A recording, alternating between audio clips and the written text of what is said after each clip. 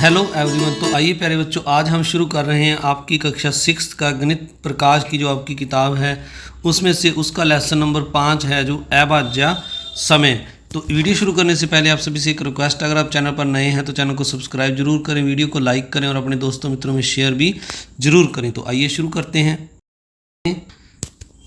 तो आपको बता दें, जो हमने पिछले 2 वीडियो बनाए हैं उनमें हमने इस वीडियो के पार्ट 1 और पार्ट 2 हमने बना लिया है। आज हम इस वीडियो का पार्ट 3 शुरू कर रहे हैं। 5 नंबर तक हमने पार्ट 2 में, ये 5 नंबर तक हमने पार्ट 2 में कर दिए हैं। हम 6 नंबर से आज पार्ट 3 इसका शुरू कर रहे हैं। तो यहाँ पर लिखा हुआ है, आशु और उसके 2 मित्र संख्या लेकर इडली बड़ा खेल खेल रहे हैं। दोनों संख्याएँ 10 से छोटी हैं। पहली बार यदि कोई इडली बड़ा कहता है तो वह संख्या 50 के बाद आती है। वो दोनों संख्याएँ क्या होंगी जिन्हें इडली और बड़ा कहा गया है? तो हमने ऐसी संख्याएं ज्ञात करनी है जो इडली और बड़ा हों, 10 से छोटी हों, और उनका जो गुणनफल है जो वो 50 के पश्चात आती हो। वो संख्या इडली बड़ा जो दोनों तरफ इकट्ठा बोला जाएगा वो 50 के बाद आएगी। जैसे मान लीजिए अब 1 से जो 10 से छोटी संख्याएं हैं, अगर हम लिखें 1 2 3 4 5 6 7 8 और 9। अब इनको हम बारी बारी से अगर गुना करें, 1 को 2 के साथ तो 1 2 आता है जो कि 50 से कम है। 2 को 3 के साथ गुना करेंगे फिर भी कम आएगा 50 से 6। 3 की 4 के साथ गुना करेंगे तो 4 3 12, ये भी कम आ रहा है 50 से। 4 5 20, 4 और 5 की गुना, ये भी कम आ रहा है। फिर 5 और 6 की गुना करें तो 6 5 30, ये भी कम आ रहा है। तो आपने जो इस तरह से इनकी जो गुना करके अलग अलग पेयर बनाने हैं, जैसे 30 के बाद अगर हम 6 और 7 की गुना देखें तो 6 7 42 आ रहा है। तो आपने ये जो मैं पेयर बना रहा हूँ, जैसे 1 और 2 का बना लिया पहले, फिर 1 का आपने 4 3 के साथ भी बनाना है। इस तरह आपने अलग अलग सभी को एक के साथ आप गुना करोगे तो सेम आएगा। 1 को आप छोड़ भी सकते हैं। इसके बाद आगे आप 2 और 3 को लेकर पेयर बना सकते हैं। 2 की पहले 3 के साथ, 2 की 4 के साथ, इस तरह बारी बारी से सारी गुना चेक करोगे तो इनकी गुना जो है वो कम आ रही है। अब अगर हम 6 की 7 के साथ गुना देखेंगे तो 42, ये भी कम है। इस तरह अब मैं आपको वो संख्याएं बताता हूं जिनकी गुना जो है 50 से ज़्यादा आएगी। अगर आप 6 की 9 के साथ गुना करोगे, इसका कलर थोड़ा सा चेंज कर लें, 6 की 9 के साथ गुना करोगे तो 6 9 54 आ जाएगा, यानी 54 आ जाएगा। तो ये है जो हम इस पर इकट्ठा इडली बड़ा बोल सकते हैं। इसको अगर 6 को इडली कहें, 9 को बड़ा कहें, तो 54 को हम इडली बड़ा कह सकते हैं। इस तरह अगर हम 7 की 8 के साथ गुना करें तो ये 7 8 56 आएगा, इसको भी हम इडली बड़ा कह सकते हैं। इसी तरह 8 की 9 के साथ आप गुना करोगे तो ये 8 9 72 आएगा, इसको भी हम इडली बड़ा कह सकते हैं। इस तरह 7 की 9 के साथ गुना करोगे आप तो 7 9 63 आएगा। तो इस तरह ये भी एक इडली बड़ा हो गया। तो इसको आपने अपनी कॉपी पर कैसे करना है, तो इस तरह से आपने इस सम को करना है। जैसे मैंने ये यहाँ पर ये वाला सम इस साइड में जो किया है आपके लिए, ये इतना इतना सम जो है, इसमें हमने पहले जो संख्याएं लिखी सारी 10 से छोटी, फिर जो जिनका गुणनफल ज़्यादा आ रहा था, जैसे 7 और 8 का 56 आ रहा था, 7 और 9 का 63, 8 और 9 का 72, और एक संख्या जो मैंने यहाँ पर छोड़ दी लिखनी, ये भी लिख लें आप। 6 और 9 का जो गुणनफल है वो 54 आएगा, यानी 54 आएगा। तो ये 4 संख्याएँ जो हैं इडली बड़ा जो 50 से बड़ी हैं, इन पर हम बोल सकते हैं। तो इस तरह आपने यहाँ पर लिख देना है इडली और बड़ा वाली ये संख्याएं हमारे पास पहले 7 8 आ गई, फिर 7 9 आ गई, फिर 8 9 आ गई, और इसके बाद आप 4 नंबर पर ये भी और लिख सकते हैं, एक 6 और 9। तो इस तरह आपने इस सम को करना है। ये यहाँ पर मैंने जो संख्याएं ली, पहले 1 की 2 के साथ गुना की, जैसे 1 आ गया तो मैंने 1 को छोड़ दिया, फिर 2 से शुरू किया, 2 की 3 के साथ 4 5 6 सभी के साथ ये गुना करके लिखी, तो ये कम आ रही थी, इसको मैंने छोड़ दिया। तो इस तरह मैंने जब चेक करने के बाद पाया कि 6 7 8 ये 4 संख्याएं जो लास्ट वाली हैं, इनकी गुना आपस में करने पर 4 की ये ज़्यादा आई, जो मैंने यहाँ पर 56 63 72 और 54 आपके लिए लिख दिया है। इसके बाद अगला जो सम है, इस सम को हम यहाँ पर करते हैं। तो अब 7 नंबर सम में हमें लिखा हुआ है, खजाने की खोज खेल में ग्रम्पी के खजाने को 28 और 70 पर रखा, दोनों संख्याओं पर पहुँचने के लिए छलांग का आकार क्या होगा? तो इसके लिए हम जो है पहले जो 28 और 70 है, इसके लिए आप छलांग जो लगाएंगे, इसके लिए सबसे पहले हम 28 जो है हमारे पास, इसके जो गुणनखंड हैं हम लिख लेते हैं। जो 28 है हमारा 1 2 के टेबल में आ रहा है, फिर 4 के टेबल में आ रहा है, फिर 7 चौका 28 7 के टेबल में, फिर 14 और फिर 28 के टेबल में ये आ रहा है। इस तरह अब जो दूसरा है हमारे पास जो 70 है, अगर हम 70 को देखें तो ये एक गुणनखंड है जो 1 के टेबल में आएगा, 2 के, फिर ये 5 के टेबल में आएगा, 14 5 70, फिर 7 के में आएगा, 10 7 70, फिर 10 के, फिर 14 के टेबल में आएगा, फिर 35 दूना 70 35 और फिर 70 के टेबल में। तो अब हमारी जो अगर आप यहाँ पर देखें तो जो इनमें कॉमन है संख्याएं उनको अगर हम निकाल लें तो पहले एक दोनों में कॉमन है तो 1 पर पहले छलांग लग सकती है, फिर 2 कॉमन है यहाँ हम 2 पर छलांग लगा सकते हैं।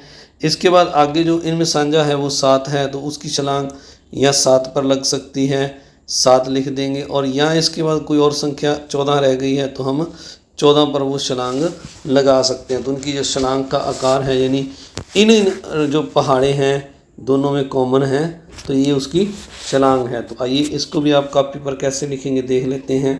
तो ये मैंने यहाँ पर आपके लिए ये 7 नंबर सम कर दिया है। पहले दोनों के गुणनखंड लिख लिए, फिर जो कॉमन है वो लिख दिए, ये उनकी छलांग का आकार है। इसके बाद अगला सम जो 8 नंबर सम है वो करने से पहले आप सभी से एक रिक्वेस्ट, अगर आप चैनल पर नए हैं तो चैनल को सब्सक्राइब जरूर करें, वीडियो को लाइक करें और अपने दोस्तों मित्रों में शेयर भी इस वीडियो को जरूर करें और चैनल को सब्सक्राइब जरूर करें। तो आइए अब 8 नंबर सम देखते हैं। नंबर सम में हमें यहाँ पर दिया हुआ है, ये जो लिखा हुआ है आपकी स्क्रीन पर, नीचे दिए गए चित्र से गुणा ने उभयनिष्ठ गुंज को छोड़कर सभी संख्याओं को मिटा दिया। पता लगाइए कि वे कौन संख्याएं कौन सी हो सकती हैं और उन लुप्त संख्याओं को खाली स्थान में भरिए। तो ये जो हमें यहाँ पर ये इस पहले जो दिया हुआ है इसमें और दोनों में जो संख्याएं कॉमन हैं, जो दोनों में 72 48 और 24 ये लिखी हुई हैं, ये सर्वगुंज हैं। अब हमने यहाँ पर ये बताना है जो 72 48 और 24 हैं ये दोनों कौन सी संख्याओं के गुंज हैं, उन संख्याओं के नाम लिखने हैं और जो संख्याएं यहाँ पर नहीं लिखी हुई हैं दोनों में वो संख्याएं हमने लिखनी है। तो इसका प्यारे बच्चों क्या तरीका है आइए हम आपको बताते हैं।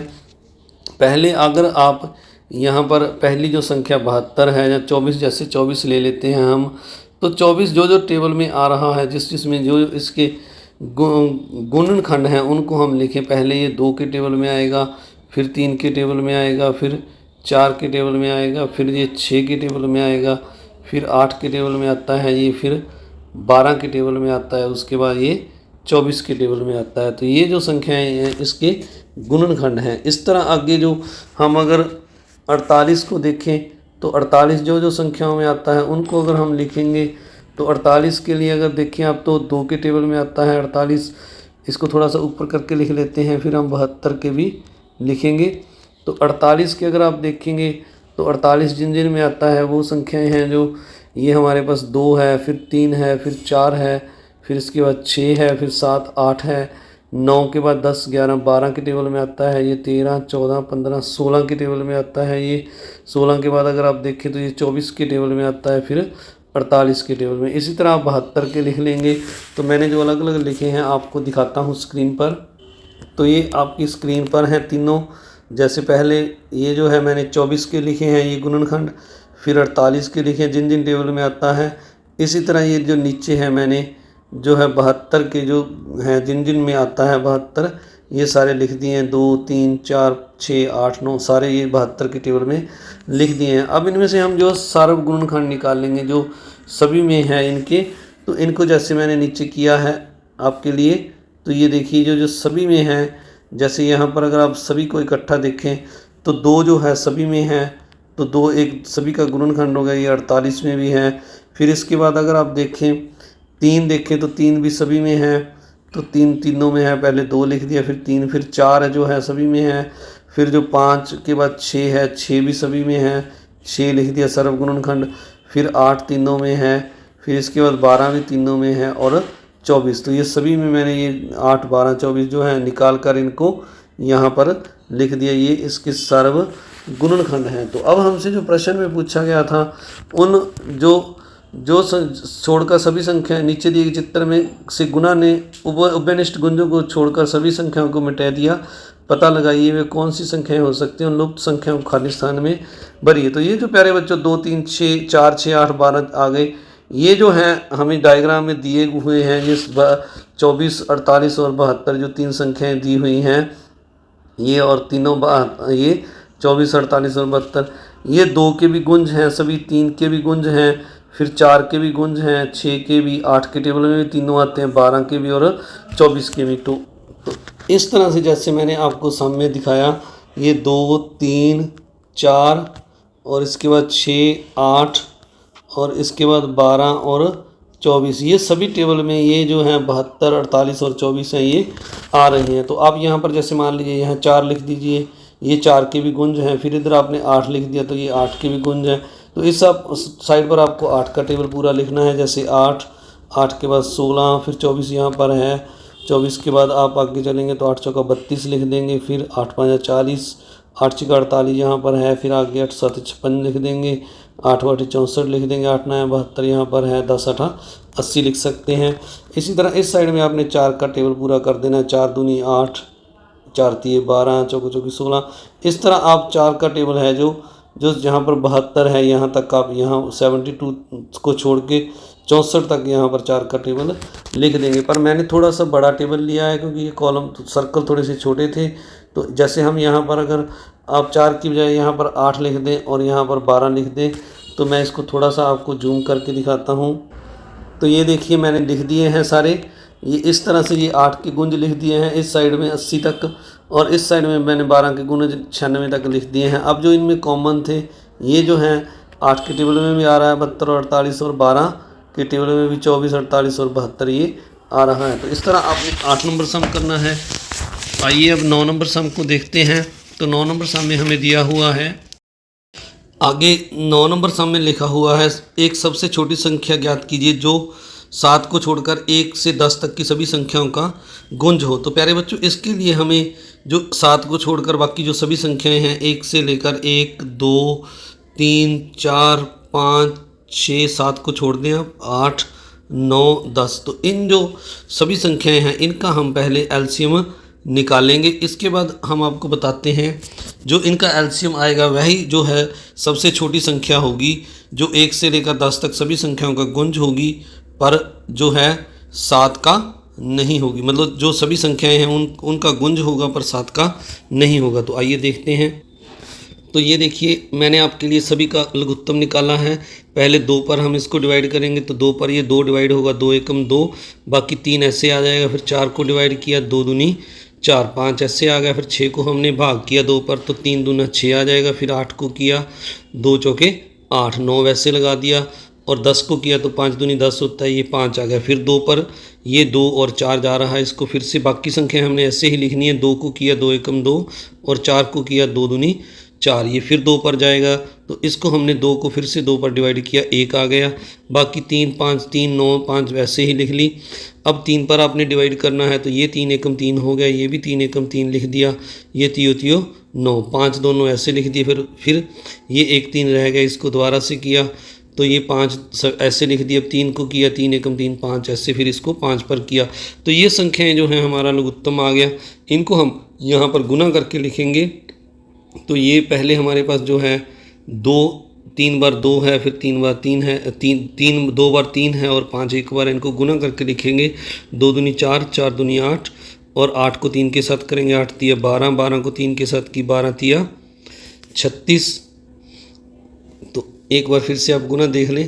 पहले 2 को 2 के साथ किया, 2 दूनी 4, फिर 4 को 2 के साथ किया, 4 दूनी 8, 8 को 3 के साथ किया, 8 तिया 24, 24 को 3 के साथ हम गुना करेंगे, 24 तिया 72, और 72 को 5 के साथ गुना करेंगे तो 360 आता है। अब हमारी जो संख्या है वो जो है 360 आ गई है। ये सबसे हमारी छोटी संख्या है। आइए अब 10 नंबर सम देखते हैं।